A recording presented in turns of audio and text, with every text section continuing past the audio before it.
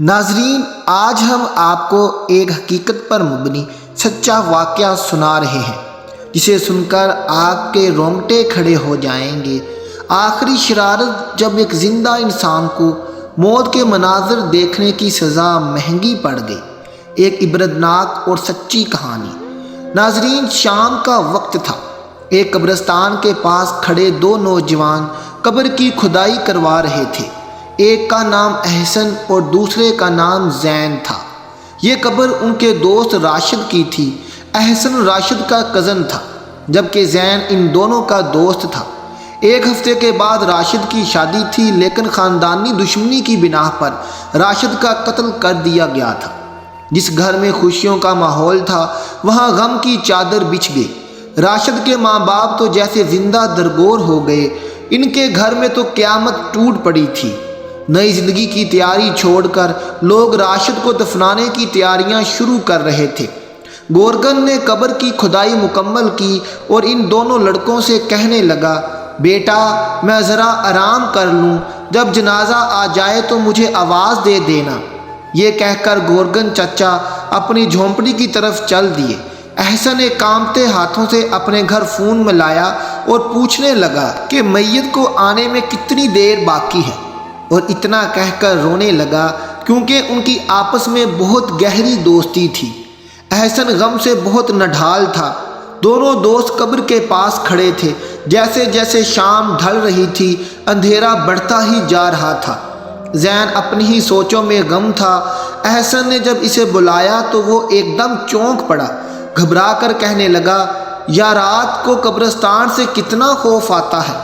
یہ مردوں کی ہمت ہی ہے جو یہاں پڑے رہتے ہیں، ورنہ زندہ انسان تو خوف سے ہی مر جائے۔ میں تو یہ سوچ رہا ہوں کہ فرشتے کیسے مردوں سے حساب لیتے ہوں گے اور کیسے وہ قبر میں آتے ہوں گے۔ وہ بہت گھبراہٹ اور حساسیت میں باتیں کر رہا تھا کہ اچانک اس کے موبائل پر بیل بجی، اور جیسے ہی گھنٹی بجی تو وہ ایک دم ڈر گیا اور موبائل اس کے ہاتھ سے چھوٹ کر سیدھا قبر میں جا گرا۔ احسن نے غصے سے اس کی طرف دیکھا کیونکہ زین کی عادت تھی کہ وہ بہت شریف تھا، لیکن اس میں اس کا بھی تو کوئی قصور نہیں تھا۔ وہ کہنے لگا کہ میرا موبائل میرے ہاتھ سے چھوٹ گیا ہے، ذرا آپ میری مدد کرو کہ میں اپنا موبائل فون اٹھا لاؤں۔ یہ کہہ کر وہ راشد کی قبر میں اتر گیا اور اپنا فون اٹھایا جو کہ مٹی سے بھر چکا تھا۔ پھر احسن کی مدد سے وہ باہر نکل آیا۔ اس کے بعد احسن دور ایک پتھر پر جا کر بیٹھ گیا۔ اب یہ دونوں راشد کی میت کے آنے کا انتظار کرنے لگے، مگر زین کے دماغ میں تو کچھ اور ہی چل رہا تھا۔ اسے اس کی نظر قبر کے پاس پڑی، 4 سلیبوں پر پڑی تو وہ احسن کے قریب آیا اور کہنے لگا، احسن کیا یہ تم سلیب ایک ایک کر کے اٹھا سکتے ہو؟ احسن نے کہا، ہاں میں اٹھا سکتا ہوں، مگر تم یہ کیوں پوچھ رہے ہو؟ احسن نے کہا، کیونکہ میں تھوڑی دیر کے لیے راشد کی قبر میں جاؤں گا، تم میرے اوپر یہ سلیب رکھ دینا، میں دیکھنا چاہتا ہوں کہ آخر قبر میں ہوتا کیا ہے، اور جب انسان کے اوپر سلیب رکھ دی جاتی ہیں تو پھر کیا ماحول ہوتا ہے۔ احسن کا اس بات کو سن کر خوف کے مارے برا حال ہو گیا۔ اسے ڈانٹنے لگا اور بولا، خدا کا خوف کرو، تم یہاں بھی شرارتیں کرنے لگے ہو، کیا تمہیں ڈر نہیں لگتا؟ اور اگر اتنی دیر میں جنازہ آ گیا اور ہم پکڑے گئے تو سب کیا سوچیں گے کہ اپنے دوست کی قبر کے ساتھ ایسا مذاق کر رہے ہیں۔ نہ بابا نہ، میں تو تمہاری کوئی مدد نہیں کروں گا۔ زین نے اسے منانا شروع کر دیا، بس کچھ ہی دیر کی بات ہے۔ احسن نے لاکھ منع کیا پر زین کہاں ماننے والا تھا۔ کہنے لگا، اچھا یہ میری آخری شرارت ہوگی، اس کے بعد میں کبھی بھی شرارت نہیں کروں گا، اور پھر تم یاد کیا کرو گے میری شرارتوں۔ زین کے اتنا منانے پر احسن مان گیا اور زین بالکل بے خوف ہو کر راشد کی قبر میں اتر گیا اور قبر میں لیٹ گیا۔ اس کے بعد احسن نے ایک ایک کر کے سلیب رکھنا شروع کر دی۔ 3 سلیب رکھنے کے بعد جب اسے چوتھی سلیب لایا تو زین کہنے لگا، تمہارے اوپر مٹی نہ ڈال دوں؟ زین مسکرا کر کہنے لگا، ڈال دو، تمہیں اجازت ہے۔ اس کے بعد احسن نے چوتھی سلیب قبر پر رکھ دی اور دور جا کر بیٹھ گیا۔ خوف کے مارے اس کا برا حال تھا کہ کہیں جنازہ لے کر آ گئے تو اس کا کیا کہوں گا۔ یہ سوچ کر وہ ایک دم اٹھا اور قبر کے نزدیک کیا اور زین کو میسج کیا کہ تم کہتے ہو تو اب اٹھا لوں سلیکٹ، لیکن قبر کے اندر سے تو کوئی جواب نہ آیا۔ اس نے کچھ دیر انتظار کرنے کے بعد دوبارہ میسج کیا لیکن کوئی جواب نہ آیا۔ اس کے بعد احسن زین کو کال کرنے لگا۔ اس پر آپریٹر کی آواز آئی کہ آپ کا مطلوبہ نمبر سے جواب موصول نہیں ہو رہا۔ اب احسن بہت ڈر گیا کہ زین کو اندر کچھ ہو تو نہیں گیا۔ یہ سوچ کر اس نے سلیبیں اٹھانا شروع کی لیکن اس سے اٹھ ہی نہیں سکیں۔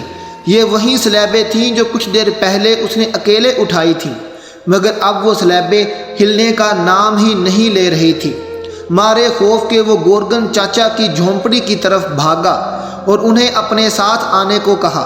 جب قبر پر پہنچے تو گورگن بولا جنازہ تو ابھی نہیں آیا۔ پھر احسن نے سارا معاملہ بتا دیا۔ گورگن کے بھی ہوش اڑ گئے۔ ان دونوں نے مل کر جلدی سے سلیبیں اٹھانا شروع کی لیکن ان دونوں سے مل کر بھی سلیبیں ہل نہ سکیں۔ احسن رونے لگا۔ روتے روتے اس نے اپنے بڑے بھائی کو فون کیا اور سب کچھ بتا دیا۔ احسن کا بڑا بھائی جلدی جلدی قبرستان آ گیا۔ اتنی دیر میں احسن غم میں نڈھال ہو کر بے ہوش ہو گیا۔ احسن کا بڑا بھائی قبرستان پہنچا اور اس نے سارے معاملے کا جائزہ لیا۔ گورکن کو جو بھی پتہ چلا اس نے سارا معاملہ بتا دیا، لیکن گورکن کے دماغ میں بھی ہزاروں سوال تھے اور اس وقت دونوں نے راشد کے لیے جلدی جلدی نئی قبر تیار کی۔ احسن کے بڑے بھائی نے زین کے گھر والوں کو اس واقعے سے مطلع کیا اور اپنے گھر بھی فون کر کے بتا دیا۔ اس واقعے کے بعد تو جیسے کوہرام ہی مچ گیا ہو۔